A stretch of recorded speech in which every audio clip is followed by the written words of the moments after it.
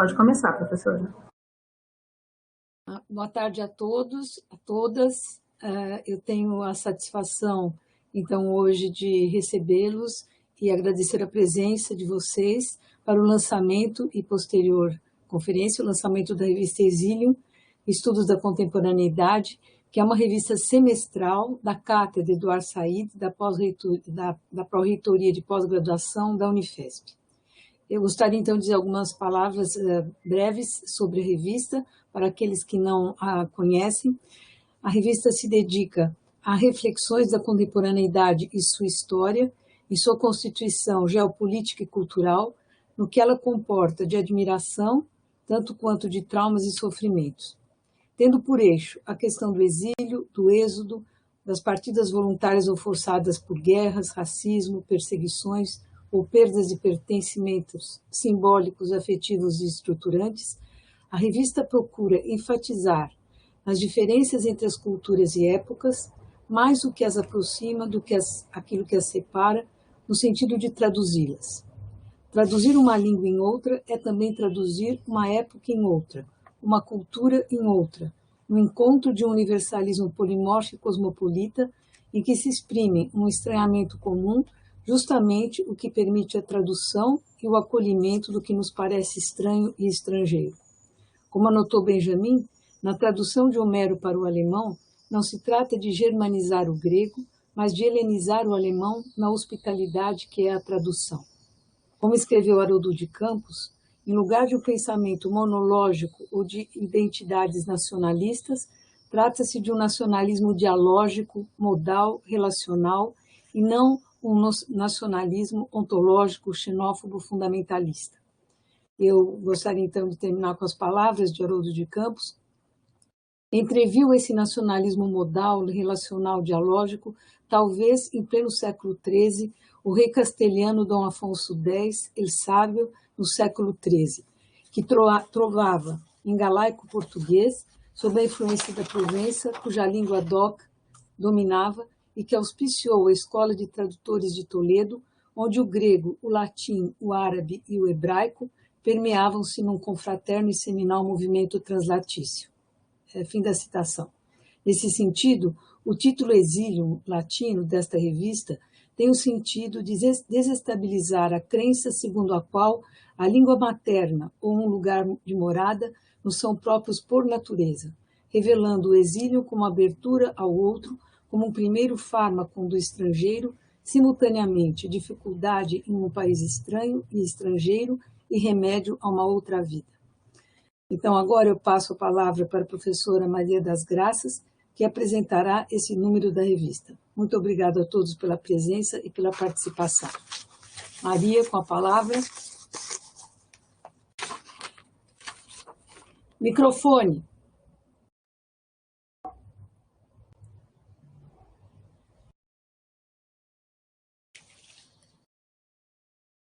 Boa tarde.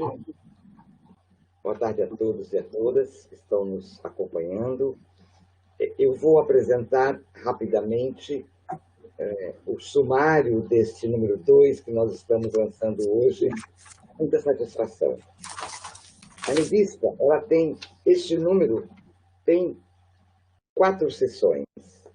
Uma sessão chamada Oriente e Ocidente, outra chamada Crítica da Contemporaneidade, uma sessão que nós não tínhamos no primeiro número, que se chama Literários, e uma sessão vária.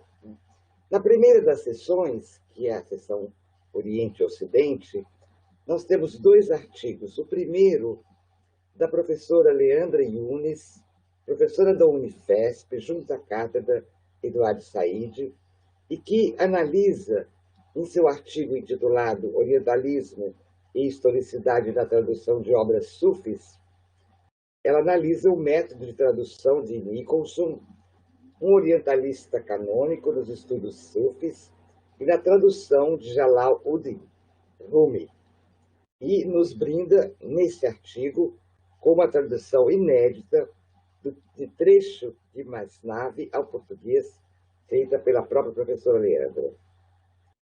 O segundo artigo dessa sessão, escrito pela professora Cristiane Damian. Ela apresenta os debates a propósito das origens e características de um personagem meio lendário, meio folclórico, Nasreddin Hoxha, que é um personagem ligado a histórias de humor e de sabedoria. Essas histórias circularam na esfera turco-islâmica, que vai desde os Balcãs até a China. Inclusive, foram também disseminadas no Ocidente, e hoje se pode encontrar essas histórias mesmo na esfera digital. Esse é o artigo da professora Cristiane Damian. Na seção intitulada Crítica da Contemporaneidade, nós temos, em primeiro lugar, um artigo da professora Denise Pimenta. É um artigo primoroso e é resultado de uma pesquisa de campo feita pela professora Denise na Serra Leoa, um pouco após a epidemia do ebola. Né? Ela mostra no artigo que o ebola afeta em Serra Leoa mais as mulheres, porque são elas que cuidam dos familiares doentes e cuidam das comunidades. Então, a Denise analisa nesse artigo as redes de afeto, como elas se relacionam com a transmissão do vírus, numa trama complexa que ela chama de cuidado perigoso. Esse é o artigo da professora Denise.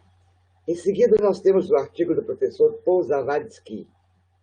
Na verdade, é um artigo sobre o discurso da servidão voluntária do Lavoisier, mas o discurso do Lavoisier é examinado à luz da leitura que Claude Lefort fez deste texto, que já é um clássico da filosofia política, e o professor Paul Zawadzki mostra como, a partir da leitura de Lefort, do discurso da servidão voluntária, como a leitura de Lefort permite pensar sobre a constituição da modernidade democrática, sobre os paradoxos da democracia moderna, dos quais, desses paradoxos, se beneficiam os populismos contemporâneos.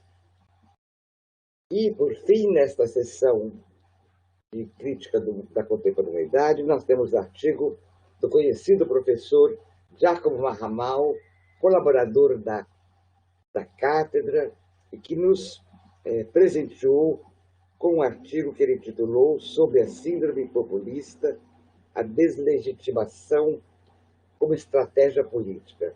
E nele ele aborda a deslegitimação como uma categoria que permite ler as múltiplas fisionomias assumidas pelo fenômeno do populismo, que ele chama de síndrome populista, que tem sido identificado com a democracia.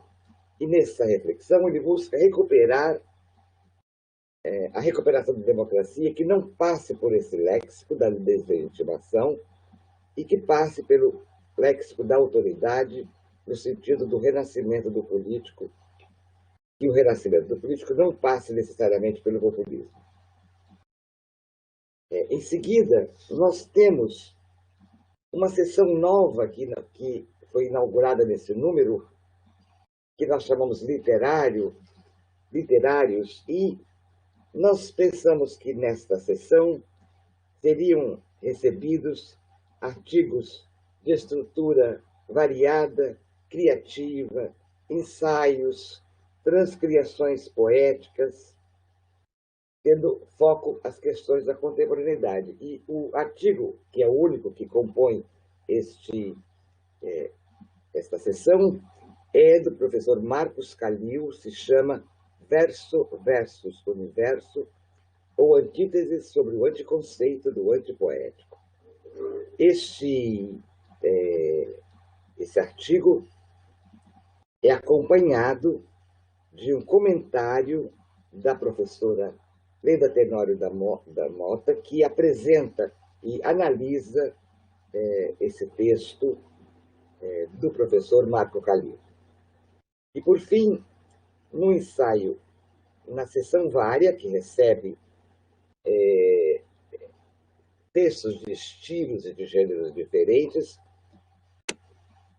o número 2 apresenta um artigo da professora Cecília Garcia Huidobro, que é um ensaio sobre a obra do escritor José Donoso, e as referências do romancista, incluindo a citação de um glossário incompleto que foi encontrado no Diário do Escritor.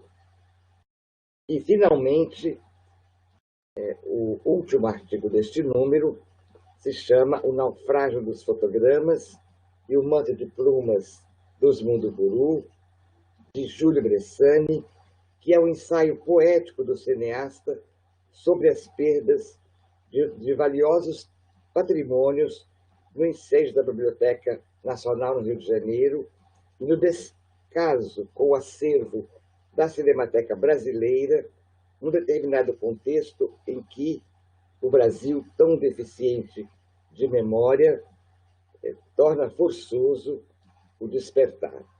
É um belo ensaio do cineasta brasileiro Júlio Bressani. Eu termino por aqui essa apresentação dos artigos que nós temos no número 2 e espero que seja boa a leitura e que vocês gostem da nossa revista. Muito obrigado.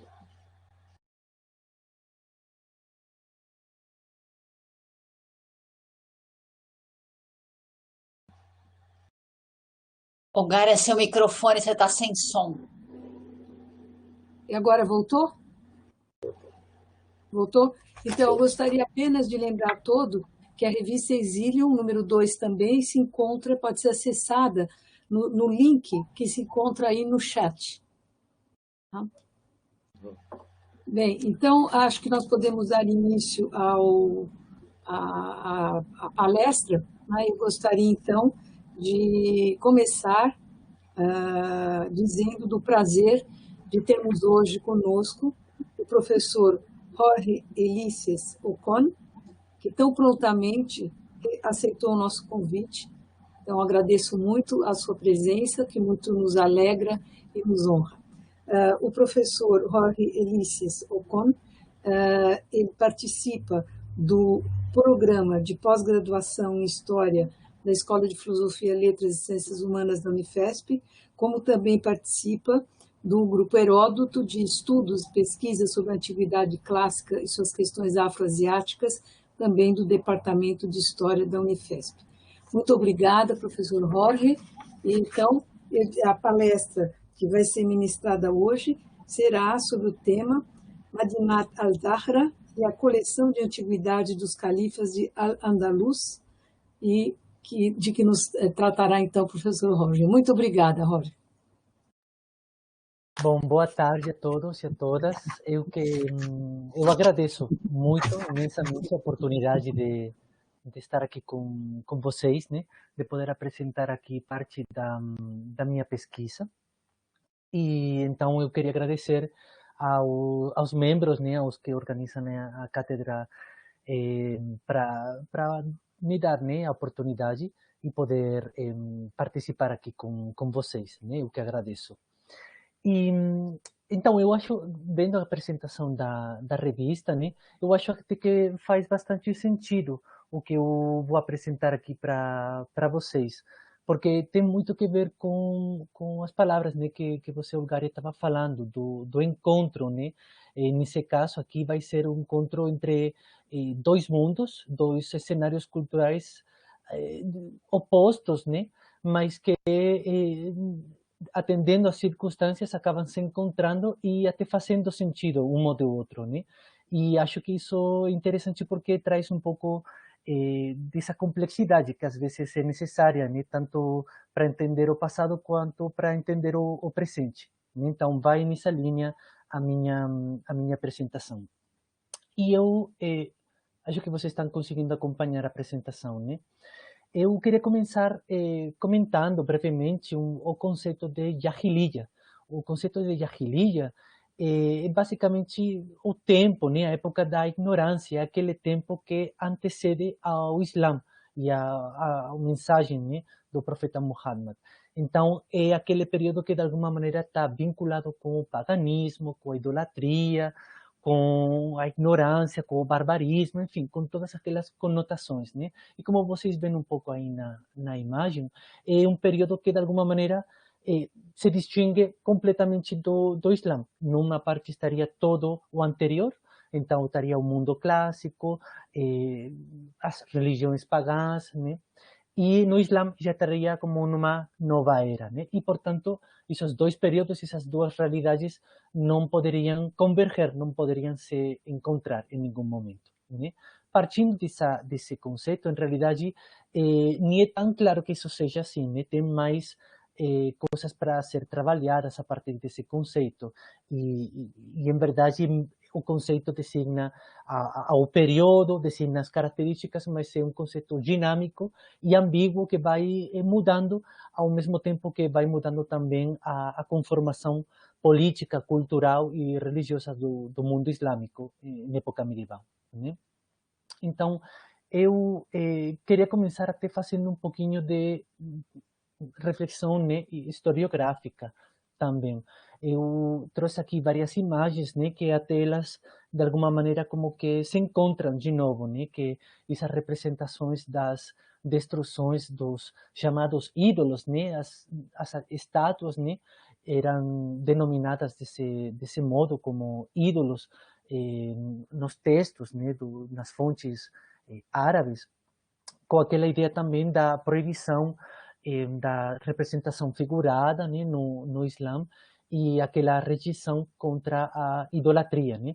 Então, talvez essas imagens do Abraão, né, destruindo as estátuas representadas como vocês podem ver na miniatura aí do manuscrito, né, de Al-Biruni, é uma imagem que é um tanto mais desconhecida, né? Mas talvez seja mais conhecida, tristemente, né?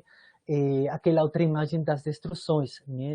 No Museu Arqueológico de Mossul, no 2015, que foi aquele vídeo que foi lançado nas redes sociais pelo Daesh, né? Pelo Estado Islâmico, um pouco fazendo justamente aquela atualização, né? Revivendo ou reatualizando, fazendo aquela performance do que teria acontecido, né, supostamente com aquelas destruições dos ídolos atribuídas tanto a Abraão quanto a Muhammad, né? Então, aquela ideia principal que um pouco a gente tem associada, né, com o Islã, ou com o mundo islâmico, tanto na época medieval quanto contemporânea, é um pouco aquela rejeição ou aquela, digamos, né, uma atitude contrária de princípio contra todo o que seja antigo, todo o que seja uma representação figurada e contra todo o que, de alguma maneira, pudesse ser o ser ponto de partida para a idolatria, tá? Eu selecionei aqui também algumas citações de alguns grandes pesquisadores que têm abordado de uma ou de outra maneira esse tópico, né? Esse encontro ou não encontro entre o mundo antigo e o mundo islâmico, né? Então, vocês podem ver aí, por exemplo, Creswell é um dos grandes pesquisadores, né, da arquitetura da islâmica. Ele justamente apontava para proibição, tentava explicar nessa proibição da representação figurada em base um pouco a uma questão racial, né? E a conexão com, enfim, as semíticas como a origem, não, ou base para essa rejeição ou esse problema na hora de aceitar a representação figurada no Islã.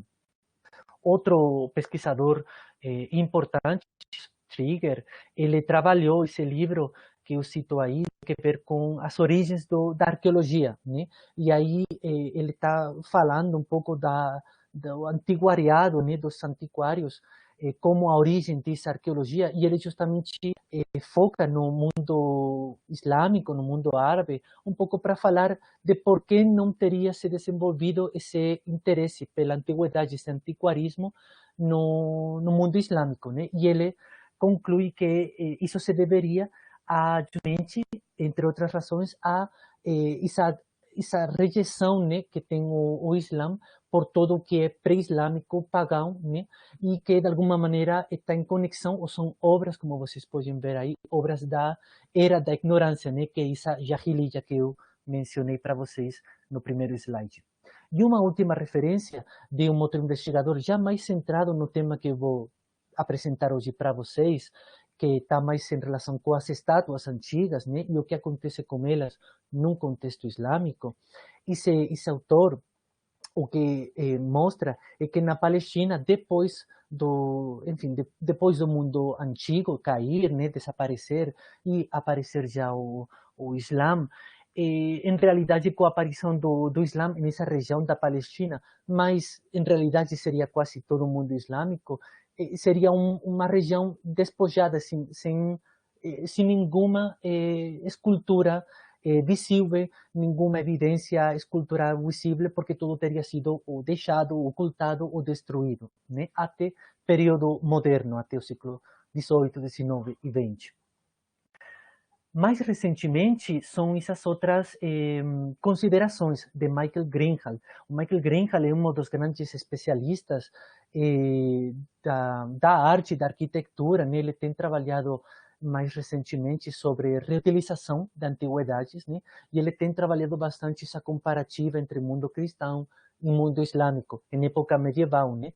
E ele tem abordado esse tema do o que aconteceu com as estátuas antigas no mundo islâmico, o que aconteceu com essas estátuas que estavam lá, né?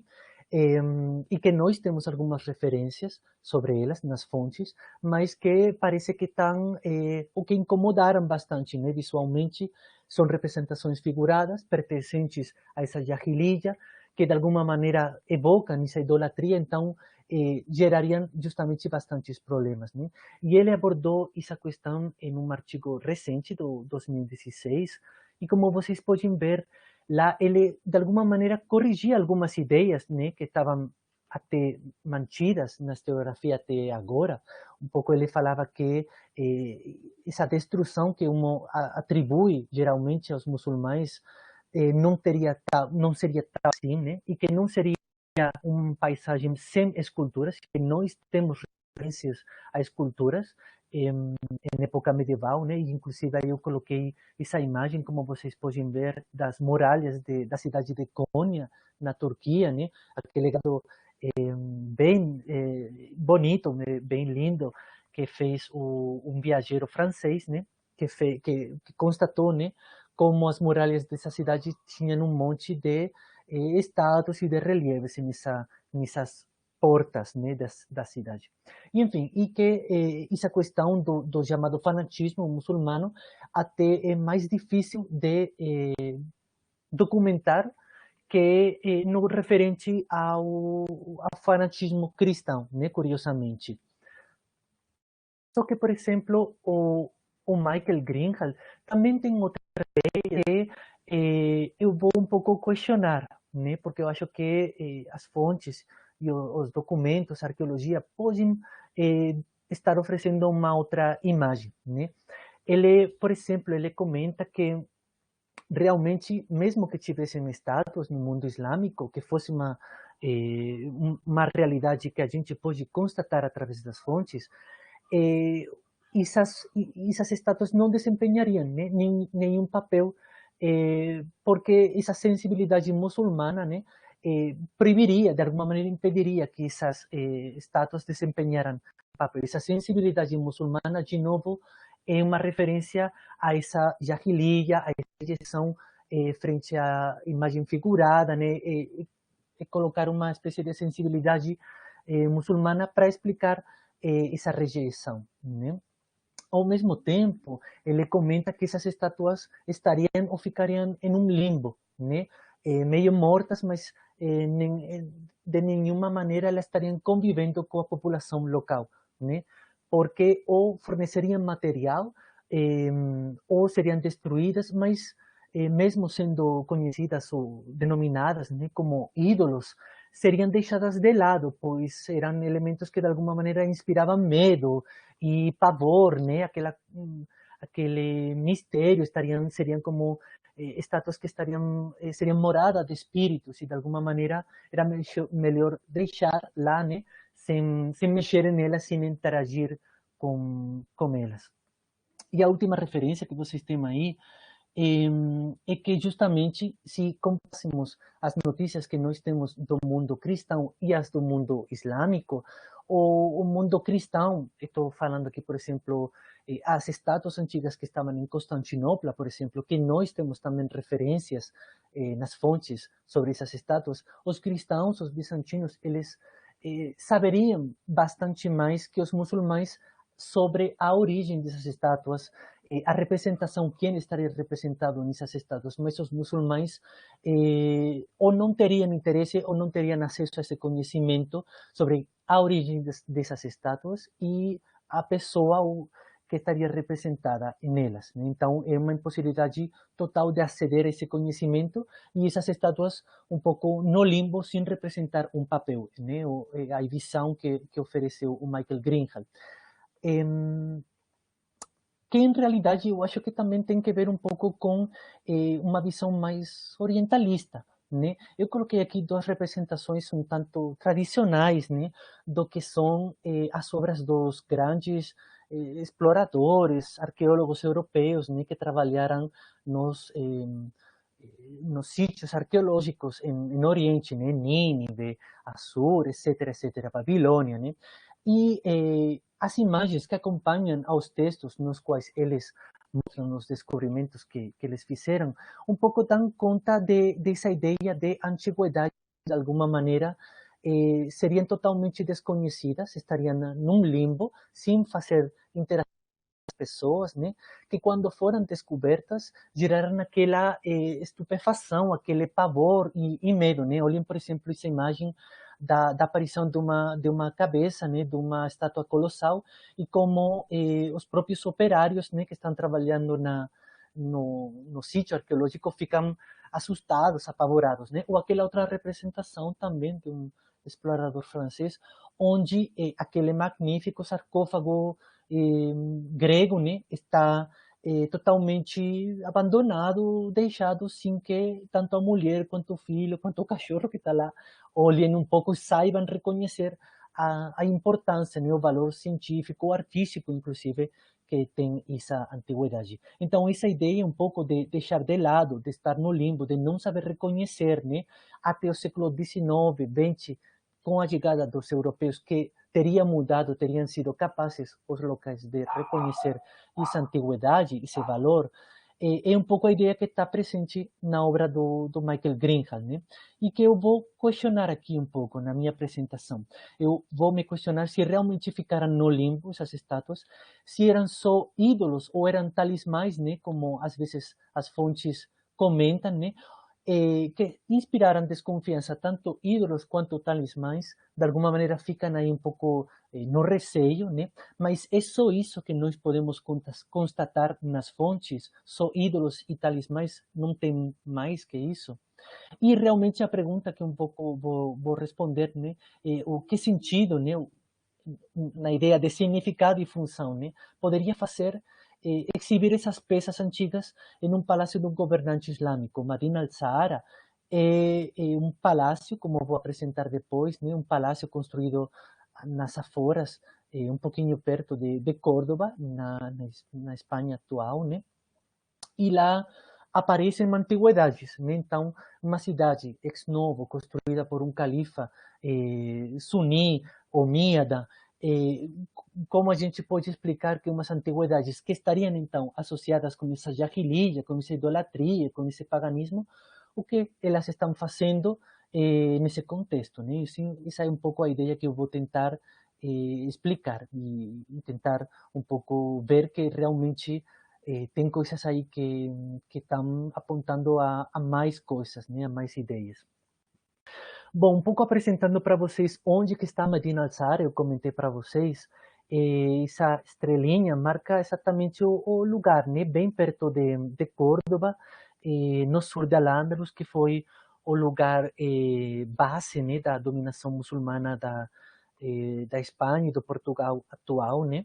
Onde os omíadas criaram, né, um reino estável e poderoso, sobretudo no século X, tá bom? E essa é um pouco a cidade de Medina Anzara. Acho que, não sei se vocês conseguem ver um pouco o meu cursor, essa cidade de Córdoba atual, né? Mas a representação da expansão da cidade no século X, né? E também no século X é quando se funda esse outro enclave aqui, esse outro lugar que é Medina Anzara, com essa planta retangular. Tá? Vocês veem aqui um pouco essa foto aérea por em cima, bem um pouco o plano da cidade, né? Com os limites dessa cidade, encaramada, subida um pouco na serra. E, em realidade, o que tem sido escavado é a parte do alcázar, né? Do palácio, a parte mais administrativa, de residência, tanto do califa quanto dos funcionários. O restante da cidade permanece ainda sem escavar, salvo algumas escavações pontuais. Tá? Isso é uma vista também aérea dessa parte que eu comentei para vocês do Alcázar, né, que está composta em realidade por vários jardins, né, grandes jardins, salas de representação, de recepção, melhor dito, né, do califa, e aqui em cima, na parte mais elevada do conjunto, estaria a residência pessoal, né, privativa do califa. E isso é o salão rico, que se denomina, né, o principal salão de recepções de Medina Anzara, que em realidade é uma reconstrução, né, a partir de que foi feita acho que nos anos 50, mas 40, 50, né, mas que dá bastante bem nessa ideia de como seria essa recepção, né, e a majestuosidade do conjunto que foi lá construído. E conjunto, como vocês veem, a arquitetura islâmica, todo islâmico, uma concepção plenamente islâmica, a gente encontra sarcófagos e estátuas romanas reutilizados nesse contexto, numa nova cidade, numa cidade califal, tá bom? Isso é o que eu vou um pouco focar hoje com vocês, qual é o papel dessas estátuas e de sarcófagos nesse contexto islâmico. Em realidade, esse conjunto de antiguidades tem sido abordado já, tem sido trabalhado por diversos pesquisadores, que de alguma maneira eles têm tentado deixar um pouco essa ideia tradicional que eu apresentei para vocês no começo da minha apresentação, essa ideia um pouco centrada na destruição das antiguidades vinculadas mais com o paganismo, com a idolatria, com a jahiliya, né? E um pouco sair e levar para tentar achar uma explicação para esse conjunto, né? O que está fazendo esse conjunto aí? Tem sido proposto, por exemplo, que os califas omíadas tinham ou compartilhavam, né, esse gosto antiquário, né? Que com certeza nesse conjunto de antiguidades teria uma conotação, né, um valor ideológico, embora esse significado de cada antiguidade, do significado que elas teriam, é um enigma, né? Como vocês podem ver que o professor José Beltrán fala, né? A gente não consegue ver qual seria esse significado, né? E também tem sido questionado, né, essa ideia da destruição, como eu falei, da destruição das antiguidades, né? Os sarcófagos, as estátuas estão todos destruídos, fragmentados. Os pedaços que eu mostrei aqui para vocês são reconstruções, né? Mas em realidade foi todo destruído no final do califato, né? Quando o califato cai ou se descompõe, né? A começo do século XI, Medina Anzara foi saqueada, foi tomada, né?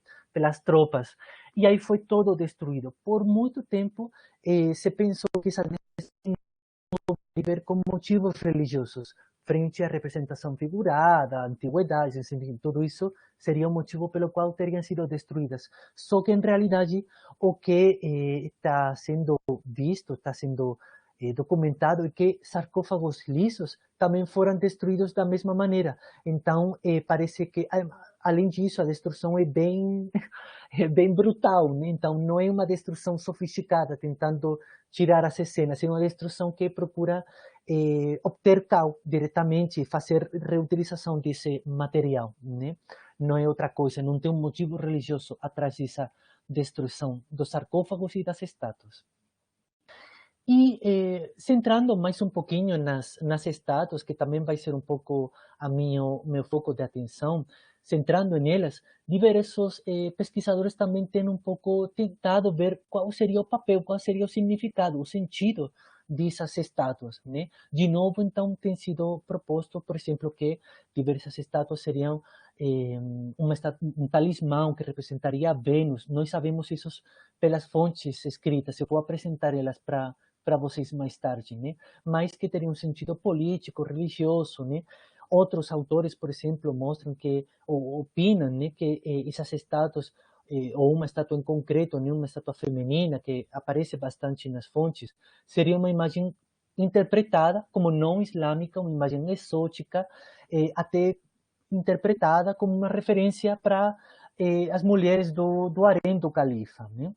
Outra, a professora Susana Calvo Capilla, por exemplo, tem proposto que as antiguidades eram uma espécie de alegoria, uma referência, né, para os antigos, para a sabedoria dos antigos, o conhecimento técnico dos antigos, e que de alguma maneira seria uma referência de legitimação para o califa, de alguma maneira se autotitular como descendente e herdeiro, né, dessa antiguidade.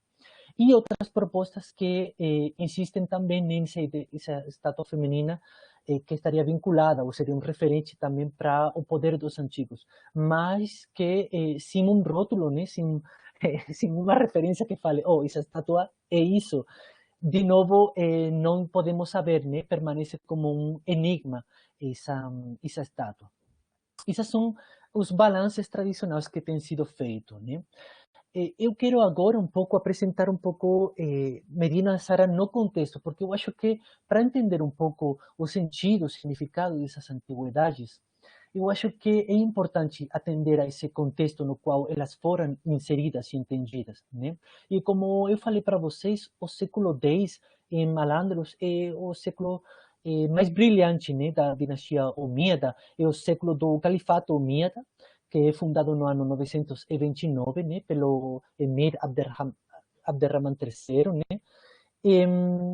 E nós temos aí, eu coloquei para vocês algumas sessões, alguns textos, um pouco do contexto no qual ele assume, ele se auto-intitula califa, né? Ele era descendente dos califas omíadas lá em Damasco, no Oriente. Um príncipe teria fugido de lá, né, chegado até a Península Ibérica, isso no século VIII, né? E a partir daí eles teriam fundado um reino na Península Ibérica, até chegar de novo a esse século X, né? Aí o Abderrahman III, ele conseguiu se titular califa, né? E realmente ele fez isso após superar uma situação bem crítica, bem difícil no contexto do século X. Não foi fácil, porque ele teve que enfrentar várias rebeliões internas da população local, né, convertida ao Islã, mas que mesmo assim não aceitava a conformação, né, a construção de um Estado forte, centralizado em mãos dos omíadas. Também rivalidades tanto com os reinos cristãos aqui no norte, quanto no norte da África, né? Que aqui, ao começo do século X, apareceram uma dinastia rival, uma dinastia xií, né? Os Fatimíes, que de alguma maneira se autotitulavam descendentes diretos de Muhammad, né? A partir de Fátima, da filha do Muhammad, e de alguma maneira eles, enfim, tinha uma legitimidade política, religiosa, que realmente colocava em uma posição difícil aos omíadas, né? E nesse contexto, ele escreve, né? A gente tem acesso um pouco à ideia do projeto do Abderramán III, né? A partir desses textos que eu coloquei aqui para vocês. E vocês podem ver como um pouco a ideia que ele tinha é que o povo de Al-Ándalus passasse a ser uma única nação, obediente, tranquila, subjugada, enfim, que não tivesse mais aquelas rebeliões que tinha tido na antiguidade. E que, de alguma maneira, também, nessa outra fase, né, ele era o verdadeiro califa, né, o qual cuidava um pouco da umma, né, da comunidade islâmica, pertencia a uma linhagem justa, virtuosa, e eles eram guardiães um pouco da verdade e da ortodoxia no Islã. Essa é a mensagem que a gente tem. E em relação com a Medina Sara, curiosamente, as universidades, né, são fundadas no apogeu, né, no máximo esplendor do governo, né? Só que Medina Sara foi fundada a partir ou após uma derrota, uma grave derrota que o Abderramán III sofreu, né, frente aos cristãos, né, a meados do século X, quase, né? E essa derrota foi simbólica, ele quase foi apressado pelas tropas cristãs, perdeu o Corão dele, enfim, foi uma coisa que o deixou bastante abalado. E nós temos acesso aos textos que falam justamente desse ponto de inflexão que foi a derrota, a partir do qual ele, de alguma maneira, deixou de comandar os exércitos dele e ficou mais dedicado às tarefas administrativas e construtivas. E aí ele decidiu fundar Medina al-Zahar, nas aforas de Córdoba, né? Como uma espécie de mudança nesse projeto que ele tinha. Né? E eu acho que faz sentido, como vocês vão ver talvez mais tarde, né? Esse sentido de por que colocar as antiguidades nessa cidade. Tá? Inclusive, nesse contexto, o século X é um momento de esplendor cultural. E também, nesse momento, tem lugar a tradução de obras clássicas, como, por exemplo, a obra do historiador do século IV depois de Cristo, o Horócio, né? A obra dele, escrita em latim, foi traduzida para o árabe e adicionada com outros materiais, né? E a partir dessa obra, de outros materiais, também fontes clássicas, antigas, em latim, um historiador, o Ahmad al-Razi, ele compôs toda uma história desde o primitivo dilúvio, né? E a chegada da população dos primeiros habitantes na Península Ibérica até o século X, né? Até o triunfo do Abderramán III. Ele faz toda aquela história. E então isso também é um contexto interessante para ter em mente na hora de entender Medina al-Zahra. Medina al-Zahar é uma cidade maravilhosa, se aparece nas fontes, né? Nós temos, por exemplo, referência a de onde teriam chegado os materiais. E fala aqui, por exemplo, das terras dos francos, de Roma, de Cartago, do norte da África, da Síria, de Constantinopla, né? Nós temos também referência a essas antiguidades que eu mostrei para vocês. Esses sarcófagos, essas estátuas são mencionadas, por exemplo, como pias, né? Decoradas com motivos humanos, né, como com figuras humanas, que também procederiam da Síria, de Constantinopla, né?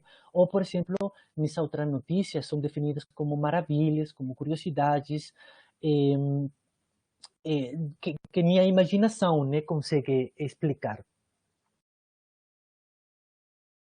Esse também é um plano de Medina al-Zahra, um pouco para que vocês vejam, né? Eu marquei aqui, aunque é um pouco difícil de ver, né? Mas marquei aqui os lugares onde nós sabemos que apareceram, por exemplo, as estátuas. Vocês têm aqui 3 lugares onde apareceram diferentes estátuas. E aqui, esse é um lugar também onde nós sabemos que estava um sarcófago. Esse aqui é o Pátio dos Pilares, tá bom? Mas, enfim, é um conjunto conformado por grandes jardins, como eu falei para vocês, grandes praças porticadas, espaços bem definidos. Essa seria a residência do califa, né? Pátios destinados um pouco para cerimônias, reuniões, né? E aqui também uma mesquita. Isso é o conjunto de sarcófagos que nós temos. Em realidade, só referindo-me aos sarcófagos, o conjunto engloba, ou aúna, mais de 25 sarcófagos diferentes. A maioria deles são figurados e são realmente peças muito significativas pela qualidade, pelo material no qual foram feitos. São peças que seguramente foram feitas em Roma, na época tardo-antiga, né? E daí trasladadas à Espanha antiga, para ser utilizadas, né, como nessa função funerária, e a partir daí teriam sido reutilizadas em Medina del Sahara. A maioria deles estão totalmente fragmentados, como vocês viram, só que em alguns casos conseguiram reconstruir eles, como vocês veem aqui. Isso é um sarcófago do século III, finais do século III, representando a casa do Javali Calidão, né, pelo Meleagro. Enfim, é um mito greco, do mundo clássico greco-romano, né, representado nesse sarcófago, que foi reutilizado como pia, como uma fonte de água. E vocês podem ver aqui os buracos, né, que foram feitos para a entrada e a saída da água.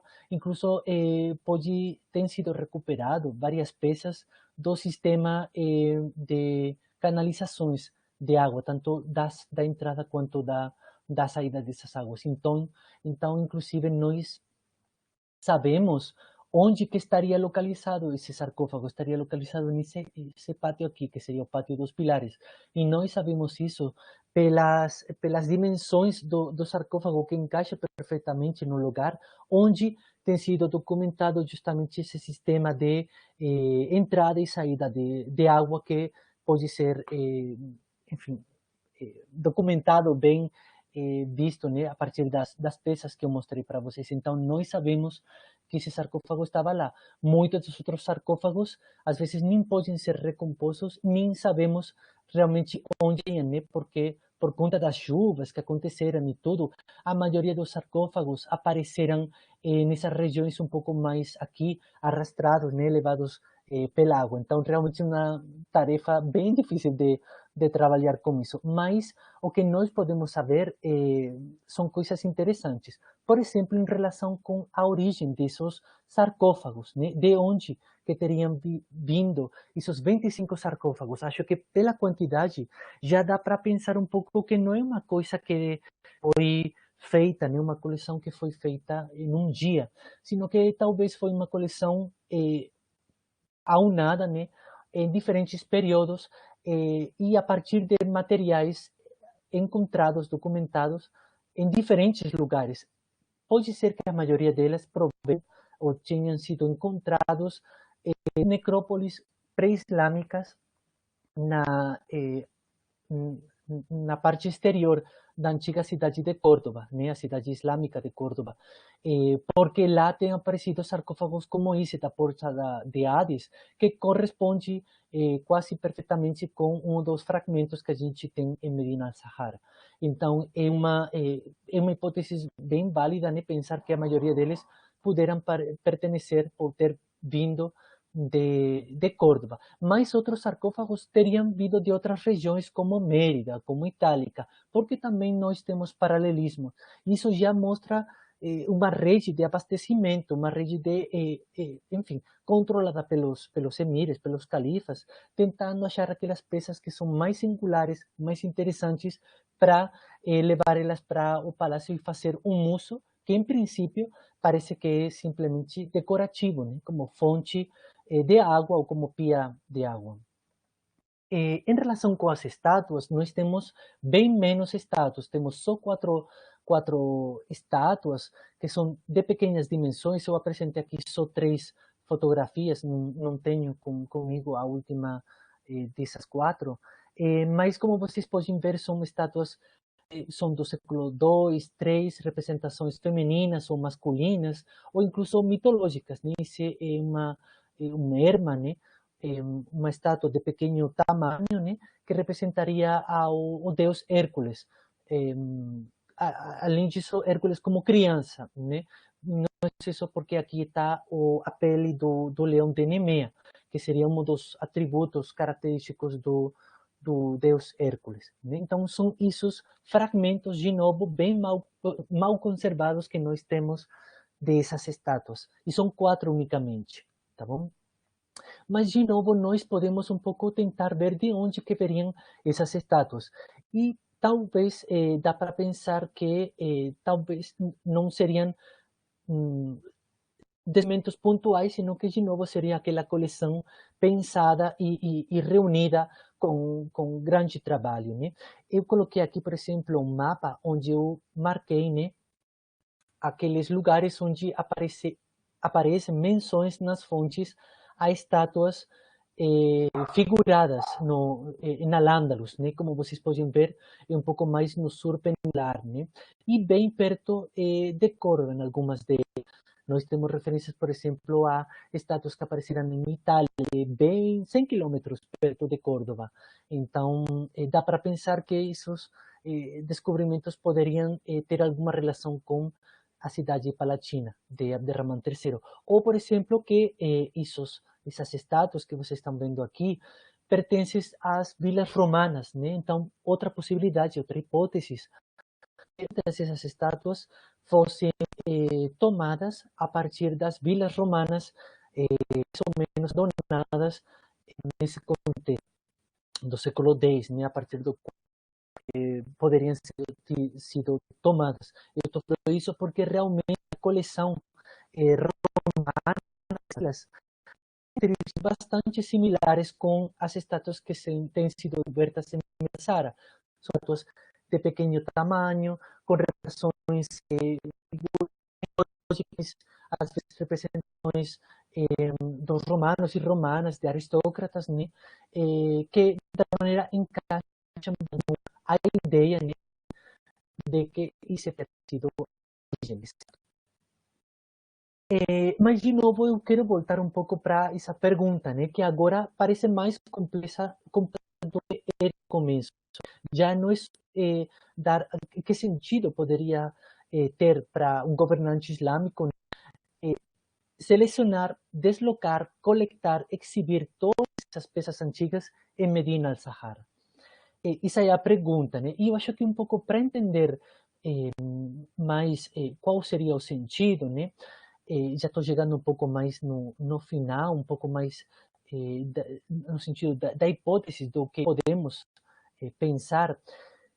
A ideia, um pouco, o sentido qual estou trabalhando, é pensar nos elementos que podem dar sentido, fazer sentido para essa estátua, para esse sarcófago. Então, nós temos, por exemplo, que ter em mente quem via essas estátuas, quem via esses sarcófagos, quem se maravilhou com essas peças. Então, estamos pensando no califa, na família do califa, também funcionários, são os embaixadores estrangeiros, uma élite local, provincial, poetas, astrólogos, né? Poetas e astrólogos muito importantes da corte omíada no mundo islâmico, e também cronistas, né? Como Al-Razi, né? Essa audiência dessas estátuas, esses sarcófagos. Temos também que ter em mente a localização, né, e a visibilidade, se eles estavam sozinhos, esses objetos, ou se eles compartilhavam espaço e estão com outros objetos, com outras decorações, nesses espaços onde nós podemos saber que estavam esses sarcófagos, as estátuas. Podem ter em conta se são imagens aisladas ou se é uma estrutura narrativa, como um sarcófago, que pode dar pé a narrativas, né? Temos que ter em conta também o contexto político, cultural e religioso de Al-Ándalus, né? O mecenas, o califa, né? E a ideia que poderia ter em mente, o conhecimento que poderiam ter sobre o passado, sobre a antiguidade, né? E um pouco o que acontecia em torno a essas antiguidades, né? E estou falando aqui de festas, cerimônias, passeios, reuniões, da parte administrativa, mas também cerimônias, rituais, atividades, citações de poemas, que eram também muito importantes, que conformariam sido a essas peças. Tudo isso acho que vale a pena ter em mente, né? E a minha proposta é um pouco tentar ver esse sentido das antiguidades um pouco no sentido global, geral, né, como um conjunto, E aí eu acho que elas tinham um significado, um sentido, tanto para locais, tanto para a população muçulmana, culturalmente local, etc., etc., mas também para uma população ligeira, uma população com um nível diferenciado, cristão, embaixadores estrangeiros, né? Tudo isso é um sentido mais global, assumível ou legível para distintas populações e talvez um sentido individual de cada peça, né, que nós podemos talvez interpretar em base a tradições clássicas e islâmicas encontradas e unidas, que fazem sentido quando a gente vai para as peças, né? Nesse sentido um pouco mais global, acho que, em primeiro lugar, essa coleção é uma coleção tardo-antiga, tipicamente tardo-antiga, e que a gente pode entender também como gabinete de maravilhas, de curiosidades, como aquela coleção que os primeiros arqueólogos, antiquários teriam, né, colecionando essas peças catalogadas um pouco mais como maravilhas e curiosidades. Esses dois termos aparecem nas fontes, né? E um pouco essa coleção tardo-antiga tem que ver com como se entendia uma coleção de antiguidades no mundo tardo-antigo, que era basicamente no sentido de que o colecionador, né, o dono dessa coleção, assumia ou participava, se apropriava um pouco das peças e do que elas significavam a nível cultural, educativo, político, religioso, né, manifestando a educação, a riqueza dessa pessoa, a singularidade da peça. Tudo isso, de alguma maneira, quedava apropriado e interpretado com o dono da coleção. E nós podemos ver isso um pouco nas fontes. Nas fontes referentes a Medina Al-Sahara, nós temos essa ideia de maravilhas, de curiosidades, de procurar um pouco aqui provocar o deslumbramento, o espanto dos visitantes ao contemplar o esplendor da monarquia, o poder do califa. Aí vocês têm um pouco essa ideia básica, geral, que todo mundo conseguiria ver, né? E os autores ressaltam, mostram essa ideia, né? Não houve ninguém vindo dos países mais distantes, com diferentes confissões, conhecimentos, fosse rei, fosse emissário, fosse comerciante, que não concluísse que nunca tinha visto uma coisa semelhante, né? E que, inclusive, nem tinha ouvido falar, nem tinha chegado na imaginação que uma coleção assim pudesse ter existido, né? Isso que sobrepassa a imaginação. E essa retórica, mesmo que retórica, né, literária, não deixa de ter uma parte de verdade, de esse sentido de assombrar, de deslumbrar, de provocar espanto e admiração nas pessoas. E de novo aqui, por exemplo, essa ideia das maravilhas, né, de Medina Al-Sahara e da singularidade, né, e que nunca foi construído por ninguém, nem na Jahiliya, nem no Islã. Uma coleção assim, uma construção como Medina Al-Sahara. Digo também, falando do conjunto, em um sentido mais global, esse conjunto tem também um sentido propriamente islâmico, que talvez faz mais sentido para uma população islâmica, mas que, de novo, a gente tem que ver com o conjunto dessas peças. E a gente pode tentar ver qual seria essa interpretação mais islâmica a partir de algumas notícias. Por exemplo, eu dou bastante valor a essa notícia que fala que várias estátuas antigas foram descobertas quando o Egito foi conquistado, né, não pelos muçulmanos. E aí essas estátuas foram enviadas para Damasco, para o califa Umar II. E ele tinha uma coleção de estátuas que ele mostrava para os visitantes, explicando ele mesmo que eram imagens que eram humanos, que teriam sido petrificados como divino, né, o faraó de Sés. Sendo o relato do Corão, né? O faraó no Corão é o grande tirão, né? Aquela figura que de alguma maneira tem um poder absoluto e que não aceita a mensagem do monoteísmo do Islã, né? Que se enfrenta ao Moisés. Então, ele é aquela figura do governante, enfim, que atesora, que tem todas as qualidades negativas, tá? E o Moisés é justamente aquela figura que avança, que prefigura a chegada do monoteísmo do Muhammad, né? E nessa disputa entre política e religião está as estátuas e estas antiguidades fazendo um papel, né? E nós podemos ver também um pouco desse transfundo político, religioso, essa interpretação, ou melhor dito, uma ressignificação das estátuas, né? Nós podemos ver isso nas fontes referentes a Medina Ossara, porque, por exemplo, temos esse texto aqui interessante, né?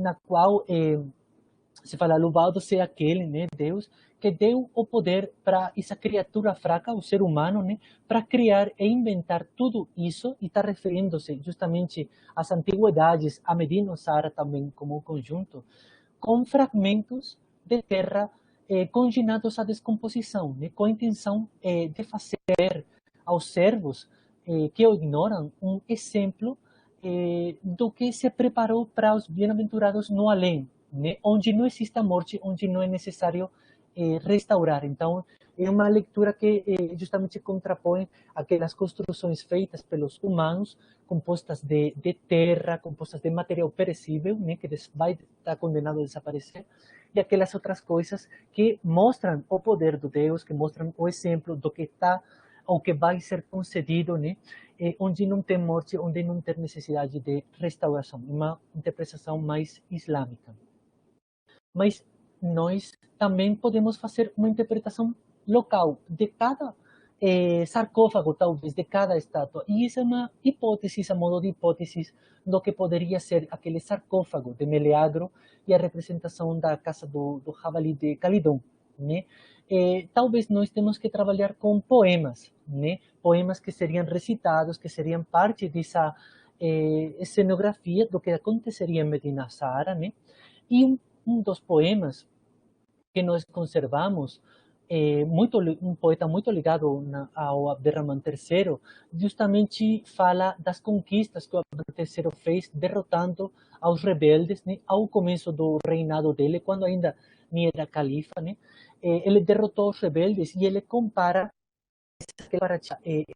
Abderramán III com Salomão e como Salomão como Alexandre o Grande ou Dul al-Qarnayn, né?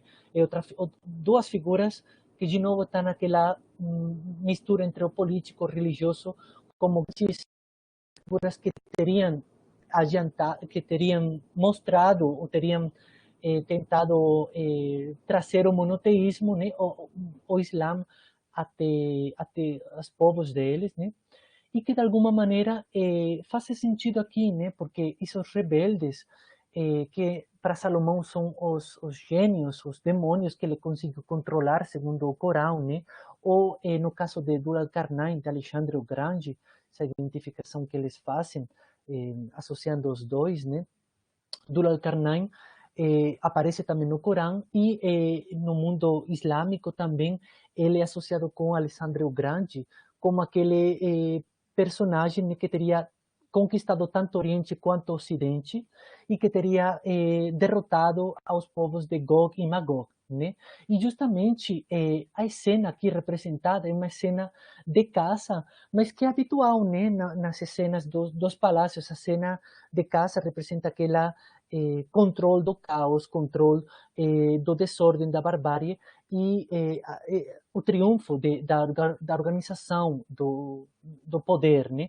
Um pouco, talvez, inclusive o animal, né? O javali, enlaça também com a representação dos gênios, enlaça com a representação dos inimigos, dos rebeldes. Talvez, então, podemos pensar que essa pudesse ser uma representação que faria todo sentido para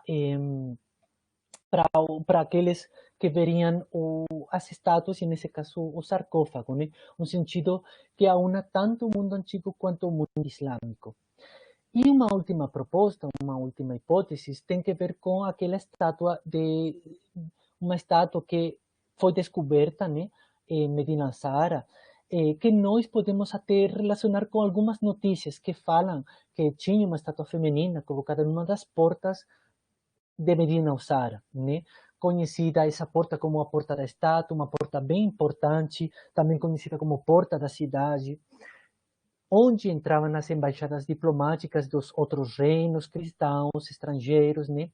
Uma estátua que talvez se é a mesma, né? Nós não podemos saber, mas faz sentido que pudesse ser uma estátua que até o século XII, quando o califa Almohade, né, teria chegado lá e ele teria tentado tirar essa estátua, até teria conseguido, né? Mas a população de Córdoba advertiu ele, falou, olha, isso é um talismã que representa Vênus, um talismã que protege, né?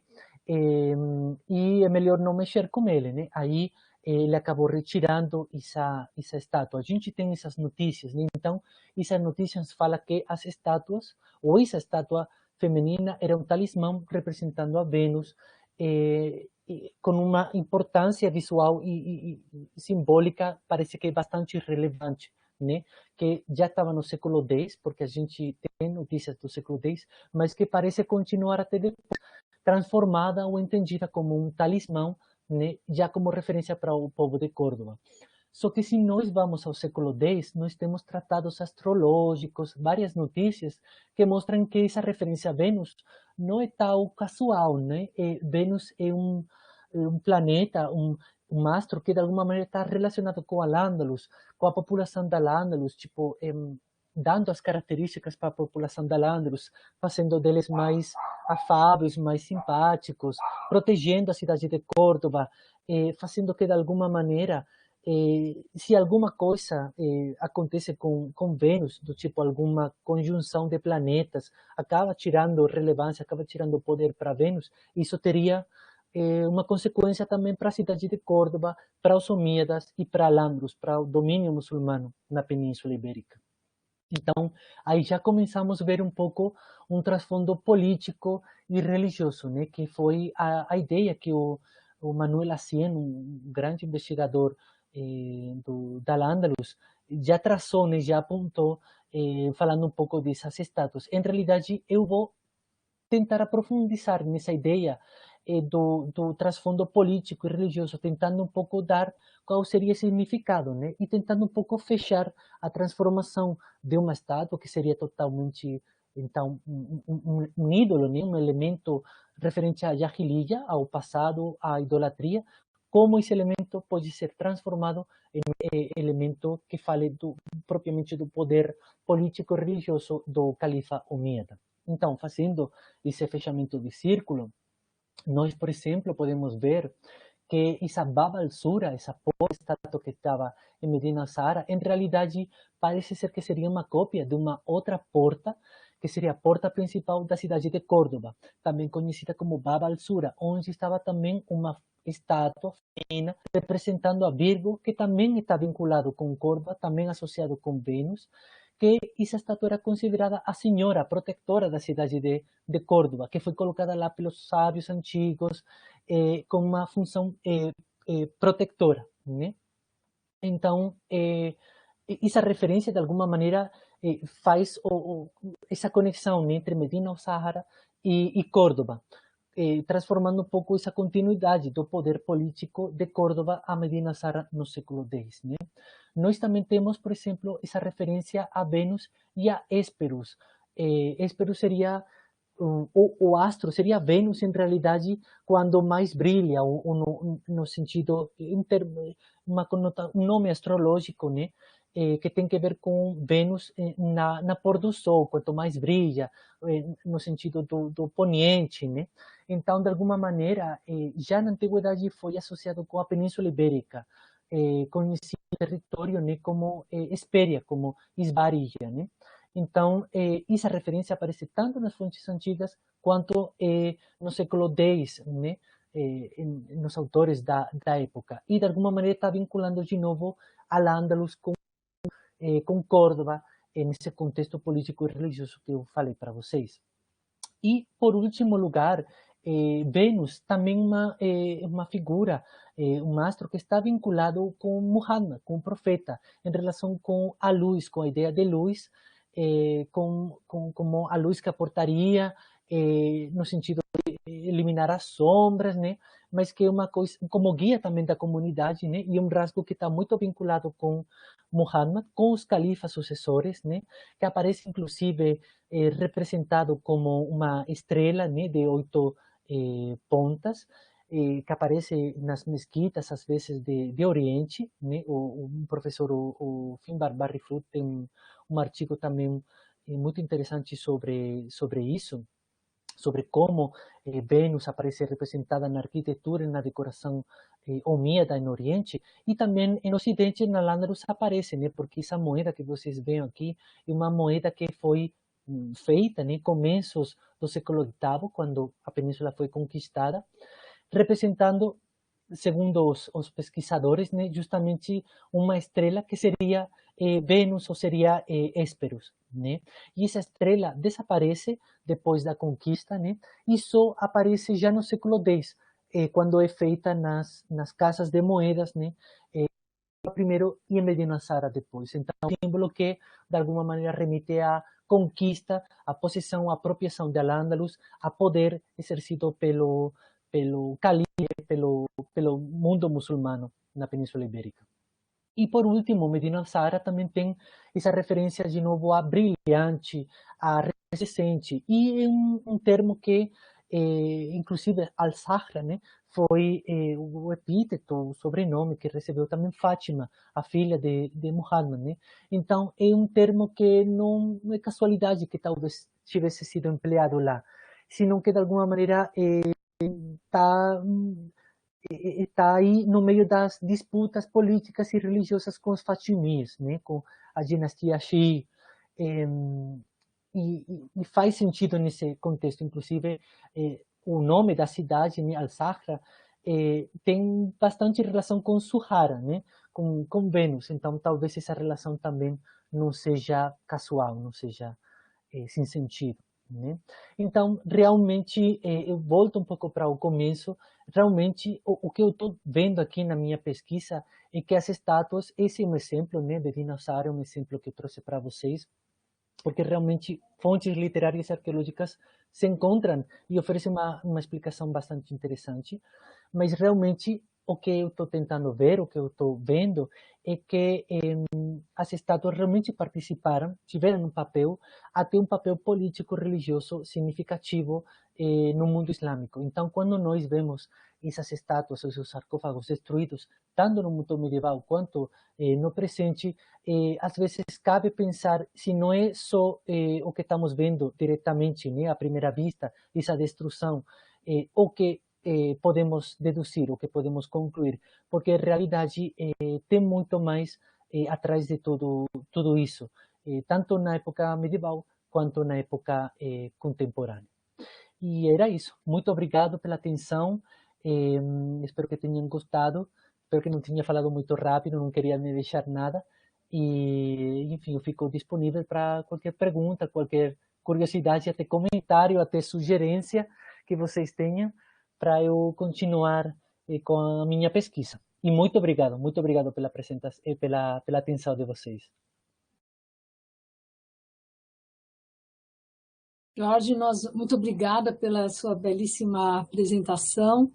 Há algumas questões e comentários, né, que eu vou fazer para você. Uma, eu gostaria só de começar com uma delas, depois eu leio as seguintes, que é se essas estátuas, né, que foram acolhidas, no fundo, né, no Palácio do Califa, e que traziam temas pagãos ou temas considerados representações de imagens, se elas não teriam uma função de exemplaridade, não fariam parte dessa história documental, memoriosa, de ensinamentos, né? Porque essa tradição é bastante presente, né, nas narrativas árabes e também nas gregas e latinas. Uhum. Exatamente isso. Ou seja, naquela história que eu comentei do faraó e Moisés, é justamente aquela mensagem, aquele exemplo, tanto para os soberanos, para os governantes, quanto para os crentes, né, e não crentes. A referência para o soberano é aquele que tem que reconhecer, ser ortodoxo, tem que guiar a comunidade, né? Não tem que ser um tirano, não tem que ser um faraó.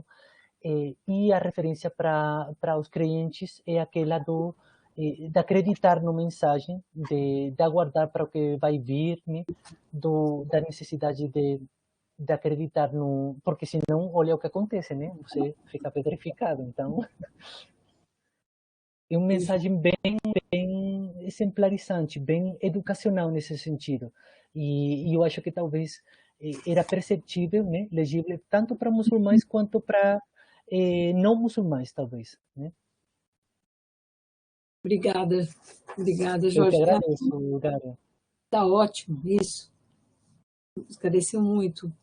A outra questão, eu vou resumir, não sei se eu vou adulterar o pensamento da pessoa que a fez, que como não havia uma destruição indiscriminada, nem uma destruição propriamente dita nesse período, diferentemente, né, do que você mostrou, que a gente vê na contemporaneidade, se haveria um uso que poderia ser feito das imagens, mas que seria um uso prudencial, né? Quer dizer, não há uma condenação sumária da imagem, mas apenas uma precaução para a utilização das imagens apenas e tão somente se elas fossem adequadas a determinadas questões. Essa é uma pergunta. A outra é se o califado tinha um sentido de manter essas que você encontrou na sua pesquisa, ou se há fontes para saber se era uma preocupação de reunir uma fonte histórica documental, né, cultural do passado. Existia uma preocupação por reunir esse conhecimento sobre o passado? São essas duas questões da mesma pessoa, depois eu passo às seguintes. Tá Quer bom. que eu repita, Rodney? Não. Não, acho que eu lembro. A primeira questão era um pouco mais em relação com o problema da estátua, né? Se de alguma maneira não tinha essa condenação, senão uma espécie como de recelo, né? E se de aí, a partir daí, já pode ser utilizada em um contexto totalmente pensado, né? Acho que essa é justamente a ideia que eu estava teando aqui. A ou a ressignificação das estátuas ou de sarcófagos é possível, teve lugar, né, no mundo islâmico, até um fenômeno muito interessante que tem mais casos, mas o interessante é que isso acontece em contextos muito particulares, em baixas circunstâncias muito particulares. Por exemplo, a localização tem que ser uma localização talvez pensada ou deixada aí, enfim, controlada de alguma maneira pelo poder, né? A audiência, as pessoas que têm que ver isso, também é uma coisa muito pensada, não é qualquer coisa. Acho que o significado varia em função de se uma estátua que teria uma visibilidade total, a uma estátua ou sarcófago que teria uma visibilidade mais reduzida, talvez em um contexto mais privado. Também é interessante, por exemplo, não todo mundo estaria talvez autorizado, né, a fazer uma interpretação dessas estátuas.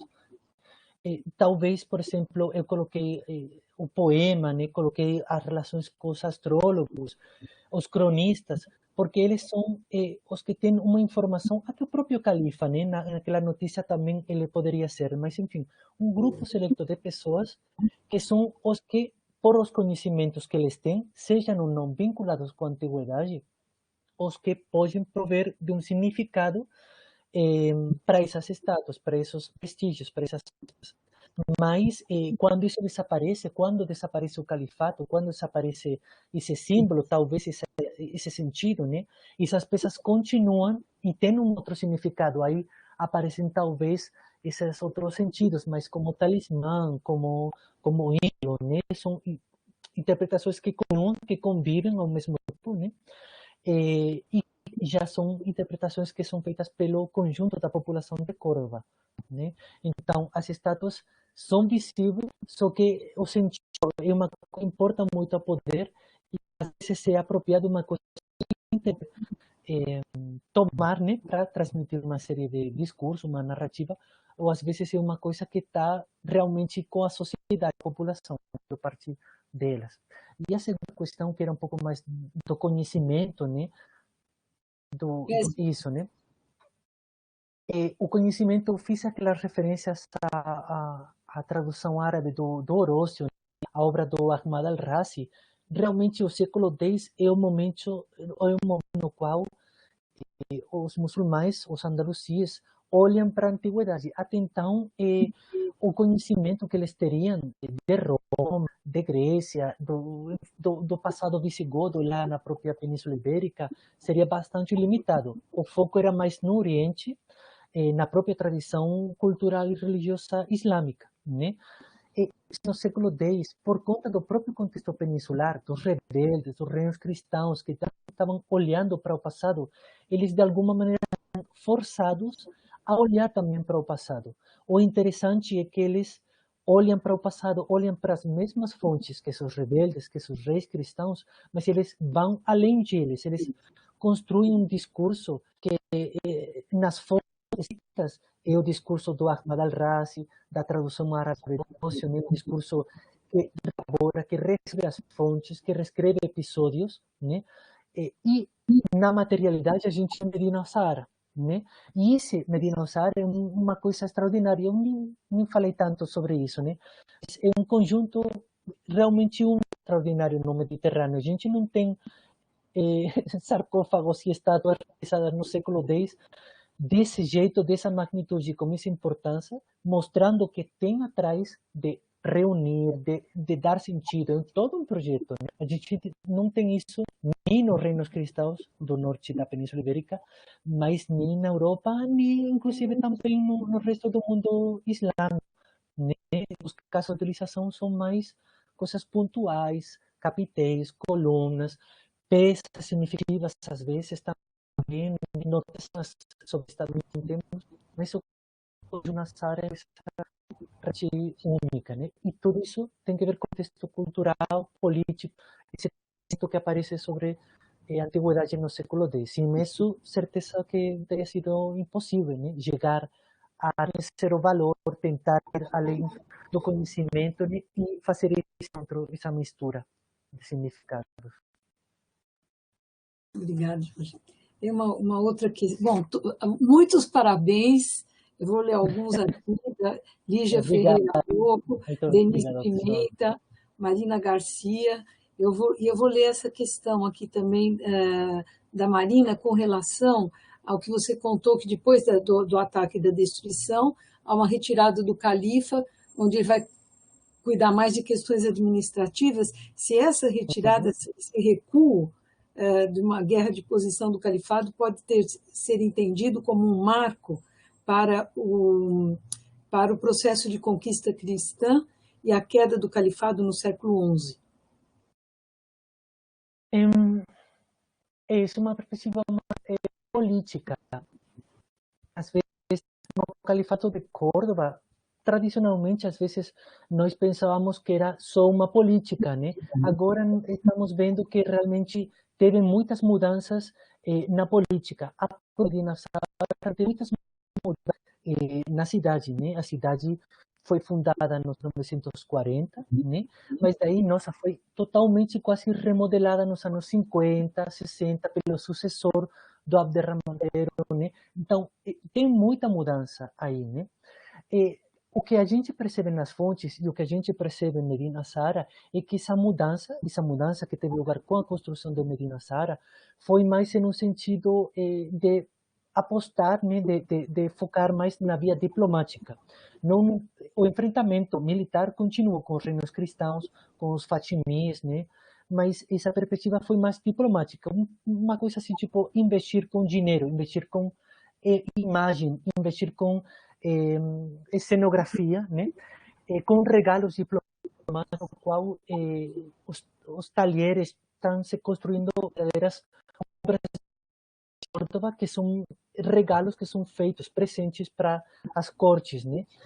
Então, isso bastante de um tempo, né?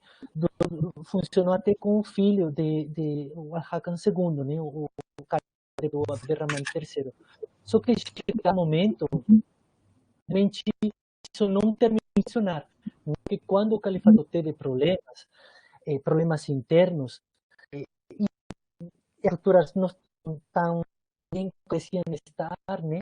aí esses regalos diplomáticos, essa política diplomática que estava dando bons resultados nesse momento, deixou de dar, né? Porque aí os outros aproveitaram e enfim, participaram um pouco da caída do Califato de Córdoba, né? Então, exércitos norte-africanos, os exércitos cristãos participaram nessa medida,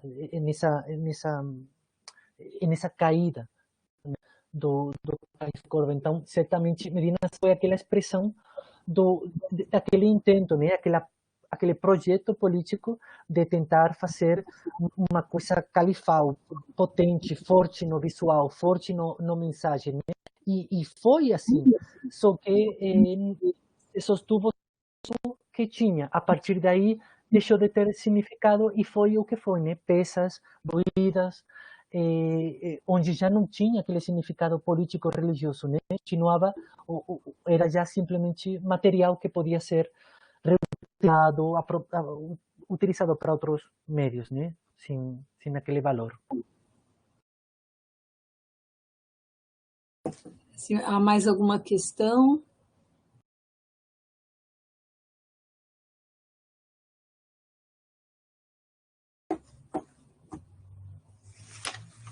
Eu agradeço todas Olha, as várias perguntas, os ficaram, comentários. nós vamos fazer, se não houver mais uma questão, um pouco também avançado do horário, mas há muitas questões, vamos convidá-lo muitas vezes para estar conosco, e as questões que chegarem ou que eu endereçarei a você. E então eu queria agradecer muito a sua presença, a sua palestra, a sua disponibilidade para nós e desejar muito êxito na continuidade desse trabalho tão bonito. Então, boa noite a todos. Obrigada pela presença de todos e, sobretudo, ao professor Jorge. Muito obrigada, Jorge. Muito obrigado, pessoal. Muito obrigado e se cuidem todos. Uma boa noite para vocês. Boa noite.